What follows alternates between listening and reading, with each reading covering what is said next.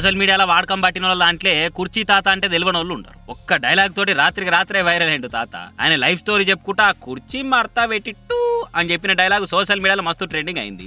ఎంతంటే మహేష్ బాబన్న సినిమాలో సరస్వతి పుత్ర రామజోగయ్య శాస్త్రులు గారు తాత మాట్లాడిన బూతు మాటనే ప్రధాన సాహిత్యంగా ఓ పాటలు పెట్టుకునే తట్టయింది. ఇక సరస్వతి పుత్రులు గారు రాసిస్తే అమ్మ మంచిగా అన్నం పెడతాదని తమనన్న డీజే కార్తీక్ రసూల్పుర రేంజ్ లా దానికి సంగీతం డప్పులు కొట్టిండు. ఇక గురూజీ అని అభిమానులంతా ముద్దుగా పిలుచుకునే త్రివిక్రముడు పరాక్రమము తోటి బూతు మాట పాటను సినిమాలో పెట్టుకున్నాడు. ఆయన రేంజ్ వేరు, ఆయన స్థానం వేరు అని అనిపించుకున్నాడు. మొత్తానికి అర్ధరాత్రి అందరు వన్నాక ఉదయించే సూర్యుని లెక్క లేచి హాలీవుడ్ సీన్లు చూసి నచ్చిన సినిమాలకు త్రివిక్రమైజేషన్ చేసి 2 చేతులు జోలు పెట్టుకొని తిరిగే గురువు గారు ఆ కుర్చీ మడత పెట్టిట్టు అనే డైలాగును మహేష్ అన్న సినిమాలో పెట్టుకునేంత స్థాయికి తెలుగు సినిమా స్థాయిని పెంచిన ఘనకీర్తిని మూట కట్టుకున్నారు. ఇది క్యాల్ తప్పి ఏది పడితే అది మాట్లాడి ఎప్పుడు ఎట్లుంటాడో తెలియని రోడ్లెంబడి తిరుగుతున్నావో బిచ్చగాడ మాట్లాడిన బూతు మాటను సినిమాలో పెట్టుకున్నారా అని పరిశాన్ అయ్యారు. మరి ఇంతోటి సాహిత్య విలువలున్న డైలాగును సరస్వతి పుత్ర రామ్జో, అమ్మ మాట తమనన్న, మాటల మాంత్రికుడు త్రివిక్రముడు, సూపర్ స్టార్ మహేష్ అన్నలు వాళ్ళ సినిమాలో పెట్టుకున్నారా అంటే అసలు ఆ సినిమాకే గర్వకారణం కదా. అందుకే తాత నోటి నుంచి జాలు వారిన కుర్చీ మడత పెట్టిట్టు అనే అత్యున్నత డైలాగును పాటలు వాడుకున్నందుకు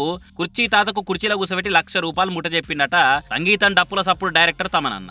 ఆ పైసలను తీసుకుపోయి కుర్చీ తాత బ్యాంక్ లో ఫిక్స్డ్ డిపాజిట్ చేసుకున్నట. కుత్తు ముసలాయన ముచ్చట చెప్పిండు, కావాలంటే నూరి. ఏమండి నా అభిమానులారా మరియు ప్రజలారా, నాకు ఆర్టీవీ వాళ్ళు 5,000 ఇచ్చిండ్రు. మ్యూజిక్ డైరెక్టర్ తమన్ గారు ₹1,00,000 ఇచ్చిండ్రు.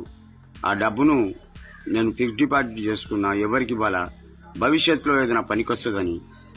అందువల్ల ఎవరు అబద్ధం చెప్పినా నమ్మొద్దు జనాలు మరియు నా అభిమానులారా. నేను ఎప్పుడో అబద్ధం చెప్పా, తప్పు మాట్లాడా వినరా. కాబట్టి అట్టిగా ఆగమై పెద్ద మనిషిని ఏమనకూర్రి. అంత మంచి డైలాగు తీసుకొని క్రెడిట్ ఇయ్యలేదని తమనన్నను కూడా ఆడిపోసుకోకూరి. తమనన్న గురించి తెలుసు కదా, అన్న చాలా మంచి పాటల నుంచి ఇన్స్పిరేషన్ అవుతాడు అన్న పేరు ఉన్నది. ఆ మాటని ఎప్పుడు ఇట్లా నిలబెట్టుకుంటా ఆడియన్స్ నమ్మకాన్ని అస్సలే వమ్ము చేయడు.